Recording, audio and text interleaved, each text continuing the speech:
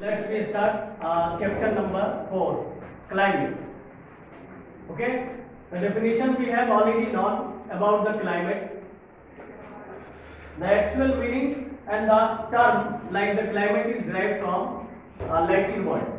Latin word which means a slope. Which means the slope. Here the slope is not meaning the slope like a steep slope from the land area. Here the slope means the whatever the changing took place over the globe as we move from equator towards the north pole and equator towards the south pole. Because we study in the climatic conditions whatever the atmospheric elements that are changing. The changing atmospheric elements after a long period of time, and that take approximately 30 to 35 years. Means whatever the changing like temperature, pressure, humidity, water vapor, rainfall, that take place 30 to 35 years. And the climatic condition of any place over the globe that determines the latitude as well as longitude. Clear है? अब इसमें India में जैसे monsoon आता है, climatic condition, monsoon एक term है। अच्छा, इससे पहले जो एक टर्म हमने बताया था वेदर, वेदर बताया। एक तरफ वेदर है, दूसरी तरफ क्लाइमेट। तो वेदर में और क्लाइमेट में the basic difference is the changing time period, what is the time taken in the weather condition and time taken in a climate. बाकी सभी एक ही है, इसमें भी एटमॉस्फेरिक एलिमेंट से स्टडी करते हैं, इसमें भी करते हैं, बस इसमें फर्क क्या है, it takes a very short period of time and it takes a long period of time. दोनों में basic difference weather and climate में यही है।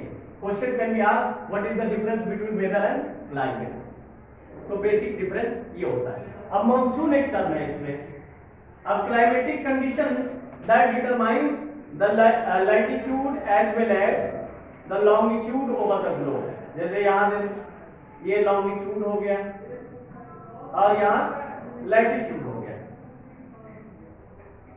climatic conditions that determines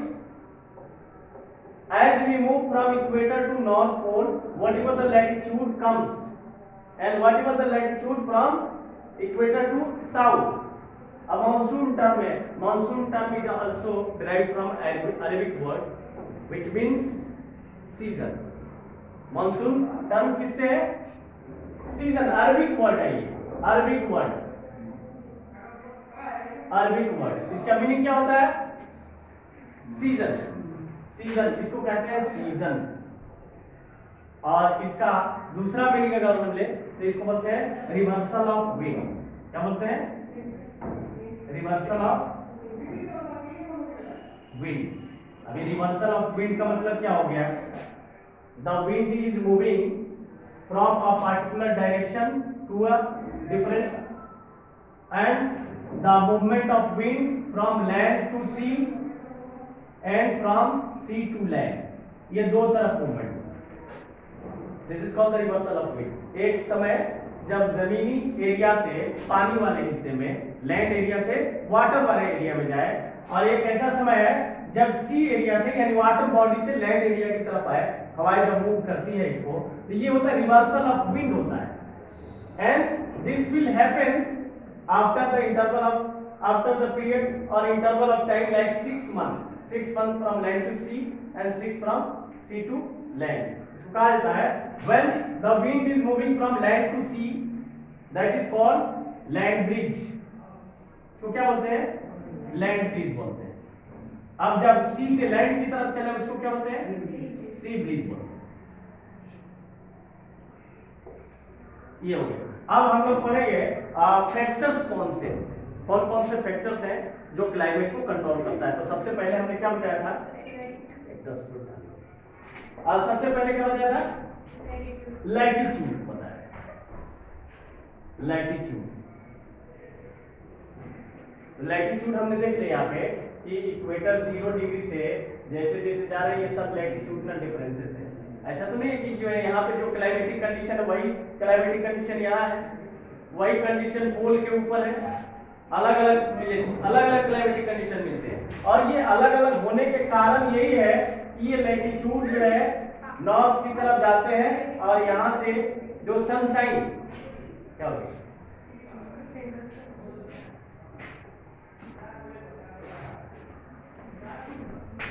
क्या देख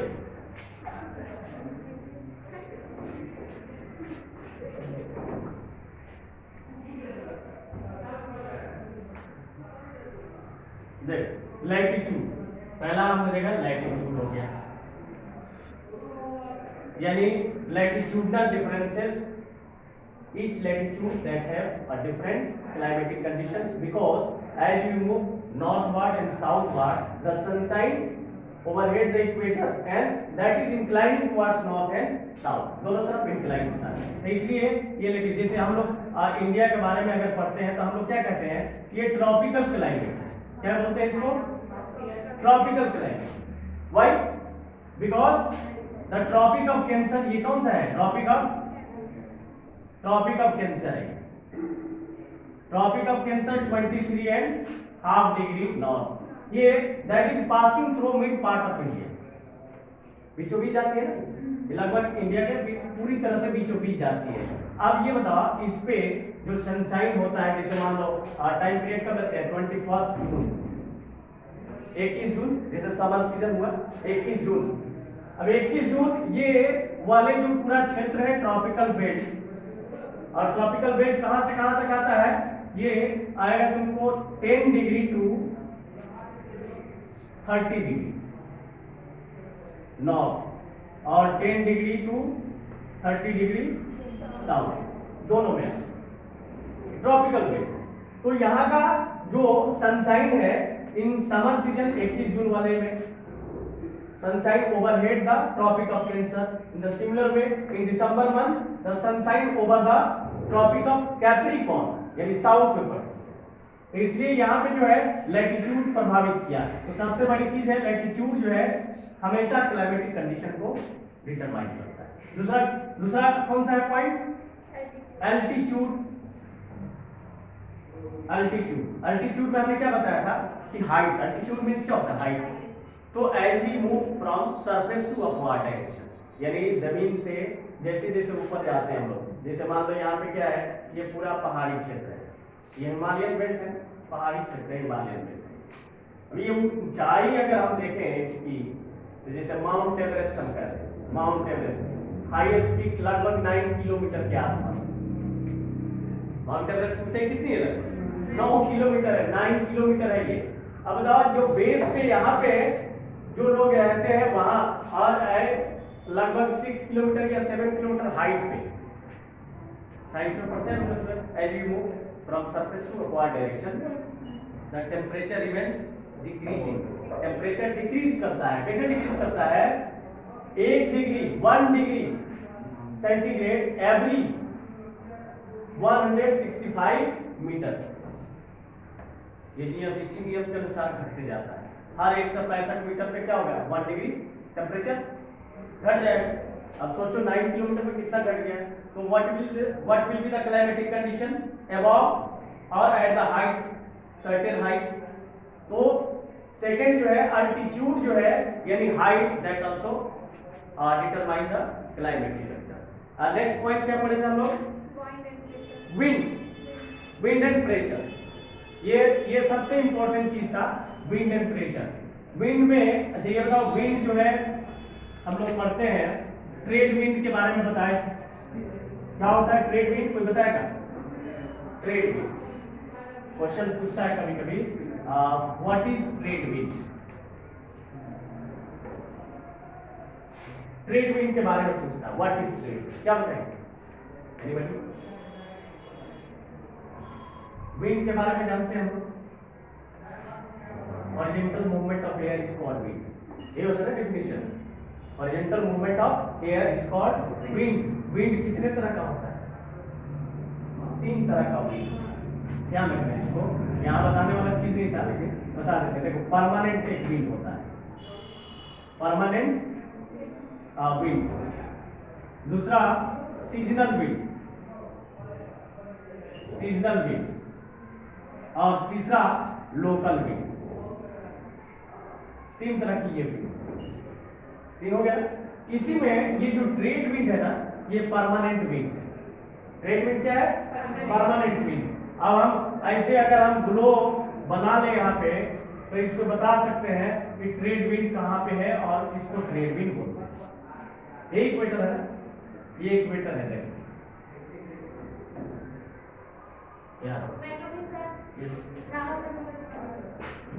क्या बोले।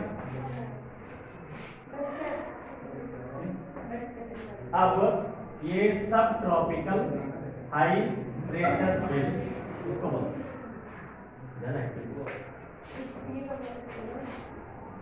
नॉर्थ में भी ये सब ट्रॉपिकल हाई प्रेशर बेल्ट,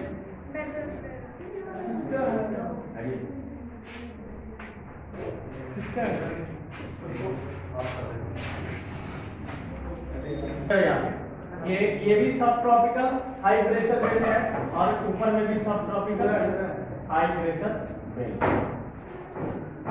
हवाएं जो हमेशा जो है हाई प्रेशर से लो प्रेशर की तरफ जाती है। हम लोग पढ़ते हैं, जनरली जानते हैं कि हवा जो है हाई प्रेशर से लो प्रेशर, और इक्वेटर में हमेशा क्या होता है, इक्वेटर में through out the year is 0 degree, यानी इसका एरिया है 0 डिग्री टू 10 डिग्री नॉर्थ और 0 डिग्री टू 10 डिग्री साउथ, यानी समझ लो ये वाला। ये पूरा बेल्ट जो है इक्वेटोरियल बेल्ट में जो सूरज की किरणें, जैसे टॉर्च है ना, टॉर्च किसी गोलाकार चीज पे अगर जलाओ, किसी गोलाकार चीज को फोकस करो तो क्या होगा, उसके पिछले हिस्से में ये बीच वाला हिस्सा ही ज्यादा ये दिखाई देगा, यानी रोशनी उसकी वहीं पे जाएगी। वैसे ही है, अर्थ है स्फेरिकल शेप है, जब सन रेज आती है तो बेसिकली कहाँ पड़ती है, इस पे बीच वाले हिस्से। तो 10 degree north and 10 degree south वाला जो हिस्सा होता है, ये पूरा इक्वेटोरियल बेल्ट में सबसे हाई टेम्परेचर होता है। यहाँ टेम्परेचर क्या होगा, टेम्परेचर रिमेन्स हाई। ये हमेशा जो है मैक्सिमम होगा, सालों टेम्परेचर हाई होगा तो there is inverse relationship. Relation क्या है, टेम्परेचर एंड प्रेशर में क्या होता है, इनवर्स रिलेशन है। कैसे, temperature, if the temperature will be high the pressure will be low. तो टेम्परेचर हाई होगा, प्रेशर लो होगा। तो इक्वेटर में ये बताओ, प्रेशर हाई होता है कि लो होता है? लो होगा, वो भी सालों भर, थ्रू आउट द ईयर। तो हमेशा हवा जो है सब ट्रॉपिकल हाई प्रेशर बेल्ट से दोनों तरफ, यानी नॉर्दर्न हेमिस्फीयर से भी और साउदर्न हेमिस्फीयर से, दोनों से इक्वेटोरियल लो प्रेशर बेल्ट में हवाएं चलती हैं। समझ में, यानी द टू ट्रेड विंड। अब ये इसको क्या बोलेंगे, डिफाइन करोगे, the wind which is moving from subtropical high pressure belt to equatorial low pressure belt from both the hemisphere, that is known as trade wind। इसको क्या बोलते हैं, ट्रेड विंड, उसी को बोलते हैं। कोई पूछे ट्रेड विंड तो समझना यही ट्रेड विंड है। तो कितने हो गए, एक नॉर्थ से आ रहा है, एक साउथ से, तो यहाँ पे कह सकते हैं कि 2 ट्रेड विंड। कितना हो गया, 2 ट्रेड विंड, यानी एक one is from north hemisphere and another is from south hemisphere. Both the trade wind, 2 trade wind meets near the equator। इसी इक्वेटर पे भी मिक्स हो जाती है, मीट होती है, और ये क्या कहलाती है, दोनों संबद्ध हो जाती है, आपस में एक साथ मिल जाती है। उसको जो है ITCZ नाम देते हैं, ITCZ कहते हैं, यानी इंटर ट्रॉपिकल कन्वर्जेंस जोन है। तो ये विंड से रिलेटेड है। अब देखो परमानेंट विंड, हमने कहा कि ये सालों भर हमेशा जो है ऐसी विंड जो हमेशा एक ही डायरेक्शन में है। The wind is blowing in a particular direction through out the year, never change direction.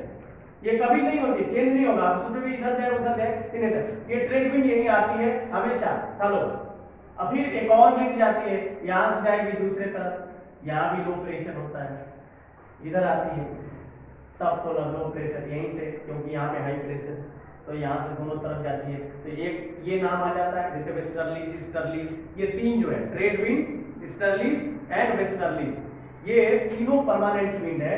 तो wind is also influencing and also determining factors for the climatic condition. अब बताओ, अगर यहाँ पे ITCZ जो है बन गई, दोनों मिलने के बाद क्या कहते हैं उसको? ITCZ कहते हैं। अब India is just the existence and the location of India is just above the equator, ठीक है। अब ये हवा चल रही है ना, two trade wind near the equator ITCZ, यहाँ पे ITCZ नॉर्थ की तरफ मूव करती है, कब? समर सीजन में। समर सीजन में नॉर्थ की तरफ मूव करती है, तो due to rotation of the earth it deflects right side. ये देखो ऐसे हो जाती है, कैसे बन गया? साउथ वेस्ट बन गया ना। And whenever this ITCZ move northward during summer season, then deflected right side, it means the direction like southwest. The wind southwest pick up the moisture over the Indian Ocean, and after striking near the western coast, heavy downpours and rainfall take place in the western side of India. That is called Western Ghat and near about the Kerala coast. यानी सबसे पहला कितने? 1 जून को, 1 जून को rainfall बारिश हो जाती है केरला कोस्ट। तो विंड क्या हुआ? Wind a major and determining factor हुआ कि नहीं? इसके लिए climatic condition, and due to heavy rainfall climatic conditions like the tropical. अगर ये सिचुएशन अगर ऐसा नहीं होता तो हो सकता है कुछ टेम्परेट रीजन होता या टेम्परेट क्लाइमेटिक कंडीशन हो जाता, फिर और जो है सब polar type of climatic condition होता। तो विंड और direction, wind is also determining factor. Next क्या पॉइंट है? ये ITCZ से जुड़ा हुआ हो गया। जेट स्ट्रीम मिलता है, एक जेट स्ट्रीम होता है ना, एक पूछता है कभी कोरियोलिस फोर्स, एक डिफिनीशन हमने बता दी। कोरियोलिस फोर्स ये साइंस में इस्तेमाल होता है। कोरियोलिस फोर्स क्या होता है? This is not a actual force, ठीक है, जैसे आएगा ना बता देना पड़ता। कोरियोलिस फोर्स ये एक्चुअल कोई फोर्स नहीं है, ये फोर्स जो है क्रिएट हो जाता है। अब कैसे क्रिएट हो जाता है? जैसे अभी क्या बताया यहाँ पे कि wind is reflecting after moving ITCZ in north direction summer season, in summer season it gets deflected due to rotation of the earth।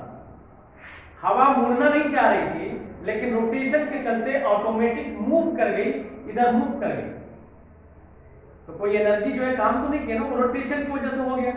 तो this is not the actual force, this is only due to the rotation of the earth, that is known as Coriolis force. यानी wind is reflected right side in the northern hemisphere and left side in the southern hemisphere only due to the rotation of the earth, and that is known as Coriolis force। Clear है? अब देखो यहाँ पे jet stream आता है, साधारण याद रखना जेट स्ट्रीम में क्या होता है। जेट का मतलब क्या होता है? जहाज से संबंधित होता है ना। हम लोग जैसे जेट स्ट्रीम, जेट का नाम सुनते हैं दिमाग में ये आता है जहाज है। ये जहाज और जेट स्ट्रीम खोज जो है हमने स्टोरी बताया था, याद है? एक अमेरिकन वैज्ञानिक है या अमेरिकन पायलट कहो, उसने जापान पे बम गिराते समय उसने खोज किया इस चीज को। वो कहा कि जो है, तो सीधे हम आते हैं जेट स्ट्रीम होता क्या है। जेट स्ट्रीम ये पूछता है, ये बोर्ड में भी क्वेश्चन पूछता है 10 में, अभी जो पढ़े हैं उसको भी पूछता है। इस तरह क्वेश्चन जो 10 में पूछता है हम बता देंगे। ये जेट स्ट्रीम देखो, jet stream actual a fast moving wind, क्या है ये? फास्ट मूविंग विंड है, fast moving wind, and at the rate and speed of 250 kilometre per hour to 380 kilometre per hour. सोच लो, कभी कभी क्या होता है, sometimes the speed of the wind more than 400 kilometer per hour। समझ में? इतना तो स्पीड है, बट कंडीशन क्या है? कंडीशन ये है कि by this through this speed 250 to more than 400 kilometer per hour at a certain height means 12 to 15 and sometimes exact position कह सकते हैं 13 kilometre above. A very fast moving air, fast moving wind at the height of 13 kilometer from the surface of the earth। समझ में 13 kilometre ऊपर में एक ऐसा wind जो इतने स्पीड से चलती हो और रेगुलर बेसिस पे चलती हो, उसी को जो है जेट स्ट्रीम कहते हैं। तो क्या बोलते हैं? Jet stream. क्लियर है? अब ये जेट स्ट्रीम जो है क्लाइमेट को कैसे प्रभावित करता है? अब तो ये हवा हो गई तेज चलने वाली हवा, और इसके संपर्क में ये जब वेस्टर्ली जब विंड होता है, जब तक परमानेंट विंड, ट्रेड विंड होता है, वेस्टर्ली होता है, ईस्टर्ली होता है, 3 परमानेंट। तो ये विंड जो है जब वेस्टर्ली विंड के संपर्क में आ जाती है हाइट पे, तो इसका स्पीड और बढ़ जाता है, और ये जिस लैटिट्यूड को होते हुए जाती है उस एरिया में ग्लोब के ऊपर the climatic conditions will be different। Change हो जाएगा, नहीं हो जाएगा टेम्परेचर। और चेंज होना के मतलब, चेंज होने का मतलब क्या होता है? वहां का कंडीशन टेम्परेचर से संबंधित, ह्यूमिडिटी से संबंधित, प्रेशर से संबंधित, रेनफॉल से संबंधित सब कुछ क्या होगा? चेंज हो जाएगा। That means the climatic change. Next point, Indian monsoon. अब ये इंडियन मॉनसून के बारे में हमने यही बताया कि Indian monsoon is due to wind like south west monsoon. Mechanism इसमें पढ़, यही है मैकेनिज्म। अगर हम कहें बात कि what is the mechanism of monsoon, mechanism of Indian monsoon, Indian monsoon mechanism किस किस कारण से और किस वे से जो है, what are the different ways that brings monsoon in India. समझ में कौन कौन से कारण हो सकते हैं जो इंडिया में मॉनसून है? तो सिंपली हम लोग 2 चीज देखें। एक, समर सीजन में हमने कहा कि south west monsoon, south west wind, south west wind ऐसे ही बताया। यहाँ पे हमने इक्वेटर बना दिया, और यहाँ अगर हम शॉर्ट वे में जल्दी से बनाए तो ऐसा बना सकते हैं। ठीक, ये इंडिया हो गया, ये इंडियन ओशियन हो गया साधारण, और ये क्या हो गया? ये इक्वेटर हो गया। ठीक, अब इसमें क्या है? अभी हमने क्या देखा? साउथ वेस्ट मॉनसून यानी साउथ वेस्ट विंड, जो इधर से ये हवा जो चल रही है, south west wind that also brings heavy rainfall, लेके आती है कि नहीं? Southwest wind when pick up the moisture over the Indian Ocean and after striking near the coast, the heavy downpours take place. Climatic conditions। तो ये एक mechanism है south west monsoon. एक मैकेनिज्म है नॉर्थ ईस्ट मॉनसून। इधर जो land area है ये हिमालय है, इधर से भी हवा मूव करती है, इधर से गई तो हमने क्या नाम दिया? साउथ वेस्ट विंड या साउथ वेस्ट विंड के चलते हुआ मॉनसून, इसलिए इसका नाम क्या दे दिया गया? इसलिए इसका नाम साउथ वेस्ट मॉनसून दे दिया गया। And the monsoon coming from the direction of wind like north east wind, north east wind. अब नॉर्थ ईस्ट विंड से अगर आती है मॉनसून तो उसका नाम क्या देंगे? नॉर्थ ईस्ट मॉनसून नहीं देंगे। तो ये एक हो गया नॉर्थ ईस्ट मॉनसून। तो 2 हो गया, एक साउथ वेस्ट मॉनसून और एक नॉर्थ ईस्ट मॉनसून। इसको हम लोग कंटिन्यू करेंगे नेक्स्ट टाइम।